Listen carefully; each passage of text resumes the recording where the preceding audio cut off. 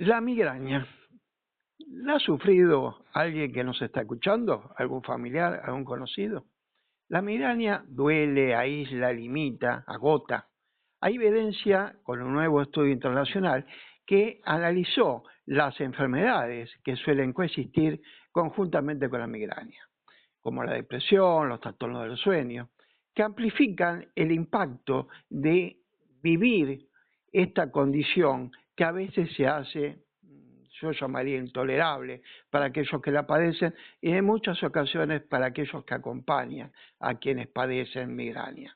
Vamos a hablar sobre este tema, de algunos otros temas más relacionados al mismo, con la doctora Natalia Larripa, médica neuróloga, integrante del Servicio de Movimientos Anormales y Clínica de Cefaleas de FLENI. Buenas tardes, doctora Larripa. José Bouzal habla. ¿Qué tal, José? ¿Cómo le va?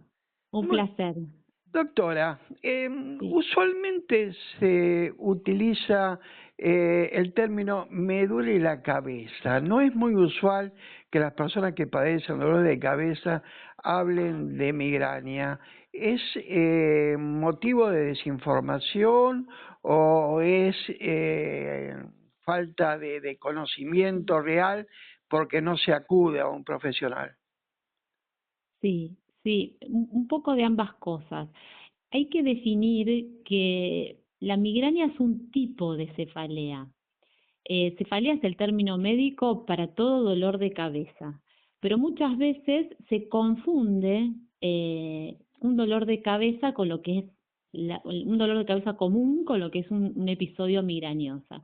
Y hay que entender que la migraña es una enfermedad neurológica hereditaria que se caracteriza por tener dolores de cabeza, pero que excede en gran escala lo que es exclusivamente el dolor de cabeza.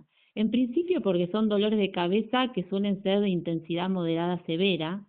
Por otro lado, se acompañan de otro tipo de sintomatología. El paciente no tolera la luz ni los ruidos, tiene muchas veces náuseas, no tolera el movimiento y muchas veces esas crisis hacen que el paciente tenga que interrumpir la actividad que está llevando a cabo. Son invalidantes en muchos de los casos. Por lo tanto, uno debe entender que la migraña excede lo que es un dolor de cabeza habitual. Y muchas veces, también por eso, el paciente migrañoso puede ser estigmatizado en distintos ámbitos de su vida, porque en la sociedad en general se puede interpretar como un dolor de cabeza común y no lo es.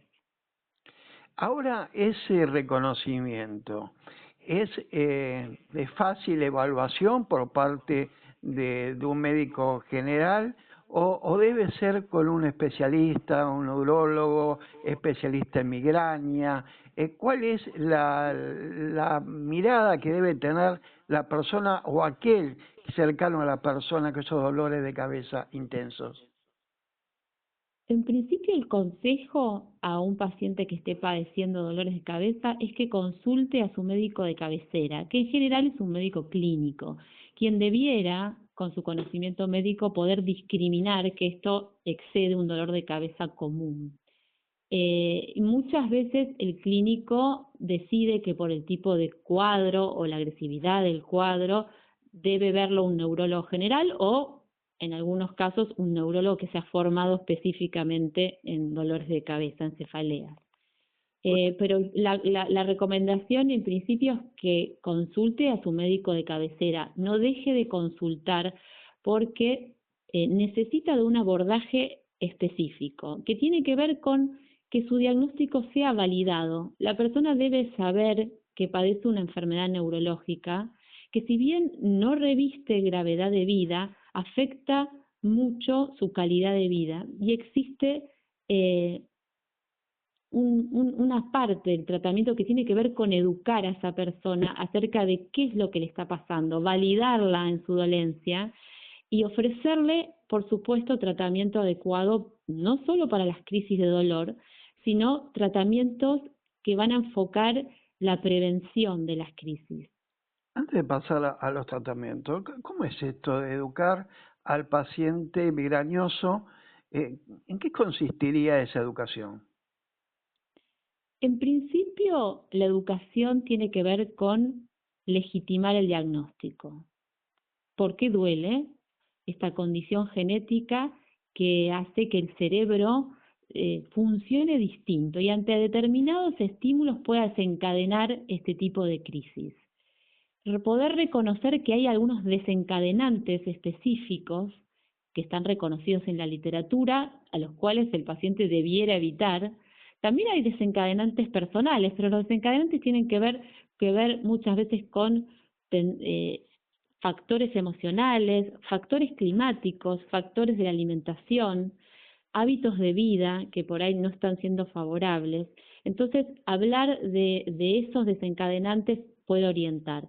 El tratamiento no farmacológico preventivo tiene que ver con recomendaciones básicas del estilo de vida que van desde el descanso reparador de mínimo 7 horas a la incorporación de ejercicio aeróbico, por lo menos 30 minutos por día, evitar los ayunos prolongados, el manejo del estrés y también, por supuesto, el manejo de cada crisis también, porque el sobreuso del analgésico o el analgésico que no es el indicado puede terminar siendo contraproducente en la evolución de esa migraña. Hablábamos de depresión y trastornos del sueño. ¿Puede llevar estas dos condiciones a la migraña o la migraña llevar a la depresión y a los trastornos del sueño? Exactamente, José, como lo planteaste es así. Hay una relación bidireccional entre estas comorbilidades y la migraña. Un paciente que padece episodios de migraña de manera frecuente es muy probable que desarrolle trastorno del sueño de tipo insomnio de conciliación o mantenimiento y que a su vez desarrolle algún trastorno afectivo ansioso o depresivo. Esto es de fácil entendimiento en el sentido de poder darle una magnitud al impacto que tiene en la vida de la persona. Una persona que tiene este tipo de episodios que la invalidan, llega un momento que tiene miedo de programar un viaje, de comprometerse en un proyecto de trabajo, de empezar una carrera, de emprender un proyecto de familia, porque no sabe si no va a ser, si va a poder estar y desarrollarse o va a tener una crisis que lo va a invalidar. Con lo cual es muy frecuente que los pacientes que tienen migraña, y mucho más aquellos que tienen migraña crónica o episódica de alta frecuencia, es decir, esos que tienen muchos episodios en el mes, padezcan de algún trastorno ansioso o depresivo y que a su vez tengan algún trastorno del sueño.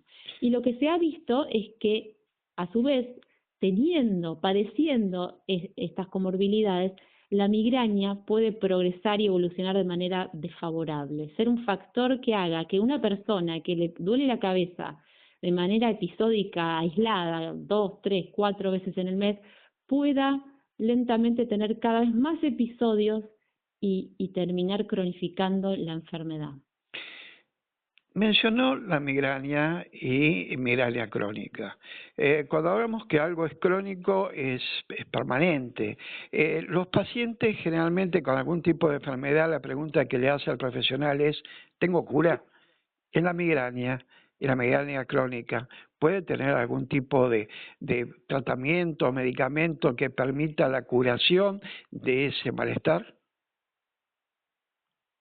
Sí, me gustaría hacer una aclaración con el término crónica.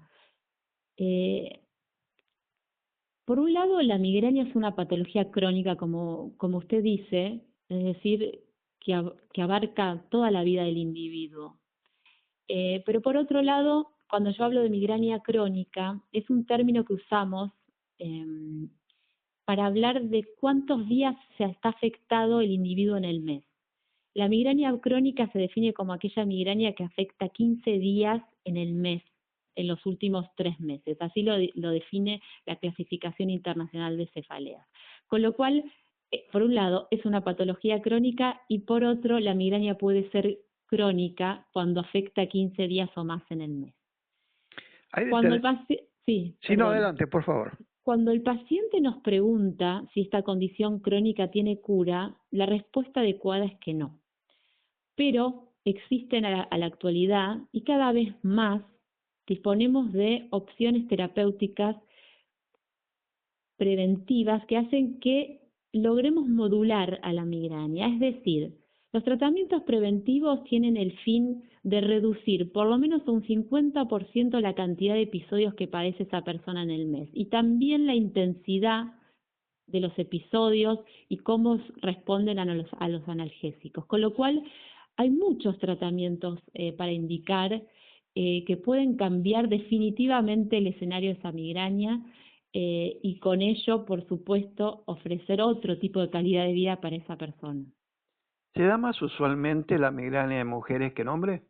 Sí, sí, es mucho más frecuente en las mujeres en una relación 3-1. Y de hecho, sobre todo a partir de la segunda década de la vida. Y no solo eso, sino que el género femenino en general es un factor no modificable para tener una migraña un poco más agresiva.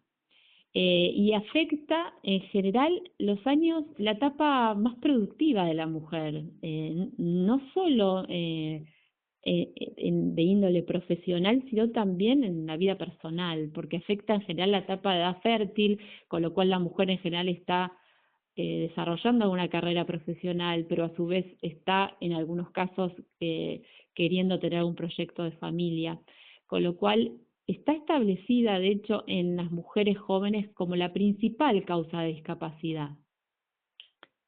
Al comenzar este diálogo mencionó el factor genético en la migraña. ¿Es muy preponderante, es indicativo para producir justamente esta patología? Sí, definitivamente sí. A la actualidad se han descubierto más de 30 locus genómicos que predisponen a que uno padezca esta enfermedad y la mayoría de los pacientes tienen algún antecedente heredofamiliar. Es muy común. Y eso a veces, de alguna manera, retarda la consulta, porque el paciente de alguna forma lo tiene naturalizado, ¿no? A mamá, a la abuela le dolía, se acostaba, se descomponía, y muchas veces lo naturalizan y llegan a la consulta muchos años después pensando que es una forma de vida, y la realidad es que no, hay que explicar que hay cosas para cambiar cómo está afectado por esa enfermedad. El no tener una evaluación, un diagnóstico a tiempo, demorarse el tratamiento, hace que el individuo pueda tener mayores problemas dentro de su organismo. Sí, definitivamente sí. Por un lado, se ha visto que algunos tratamientos específicos tienen menor respuesta conforme la persona pasó muchos años afectado por la enfermedad. Sería como un factor predictor de buena respuesta cuando hubieron pocos años de enfermedad, puntualmente enfermedad, una migraña crónica que afecta 15 días en el mes. Hay algunos estudios que han reportado que los pacientes que llegaban antes a ese tratamiento tenían más tasas de respuesta. Eso por un lado. Y por otro lado, lo que ocurre cuando al paciente le duele la cabeza y cada vez no tiene otra forma, obviamente lo hace porque no tiene otra opción, toma mucho analgésico, toma tal vez analgésicos que no son los indicados específicamente para la migraña, empieza a convivir con lo que se conoce como sobreuso de analgésico. Y el sobreuso del analgésico lleva a más dolor de cabeza, complica la migraña y hasta muchas veces lleva a lo que es conocido como cefalea por sobreuso del analgésico. Esos pacientes requieren de tratamiento sí o sí, de tratamiento preventivo, que son estos tratamientos que en general se toman todos los días y son para modular la evolución de la migraña. Doctor, nosotros como comunicadores solemos hacer estas entrevistas, estos diálogos con los profesionales. En muchas ocasiones nos quedan pendientes preguntas que el profesional considera que son de suma importancia para poder transmitir. Por ese motivo, particularmente yo siempre dejo los minutos finales para que el profesional, el especialista, pueda comunicar aquellos temas que no se han dialogado en estos minutos. Bien, yo creo que como mensaje a transmitir a la sociedad, a alguna persona que padezca episodios de dolor de cabeza, que tal vez no haya recibido nunca el diagnóstico oportuno. El consejo es la consulta, por supuesto. En primer lugar, la consulta principalmente tiene que ver con un examen neurológico, por supuesto, y además de interrogar específicamente cómo es ese dolor. El diagnóstico de la migraña es clínico. Por supuesto, en algunos de los casos vamos a pedir algún examen complementario para descartar otros dolores de cabeza, lo cual es importante también en algunos casos. Y también, como hablábamos, entender al individuo en qué situación está atravesando en su vida es importante por las comorbilidades y las condiciones que pueden estar agravando la migraña. Ofrecerle un tratamiento adecuado agudo que tiene que ver con qué debe tomar y qué manera escalonarlo cuando eso no dio respuesta con alguna otra opción, y también en los casos que consideramos necesario darle un tratamiento de todos los días para modificar el curso de la enfermedad. Así que la recomendación básicamente es no subestimar la enfermedad para el entorno de una persona que lo está padeciendo e incentivar la consulta. Definitivamente ese sería un buen consejo para una persona que está padeciendo de esta dolencia. Doctora Natalia Larripa, muchísimas gracias. Gracias, José. Un gusto. Buenas tardes.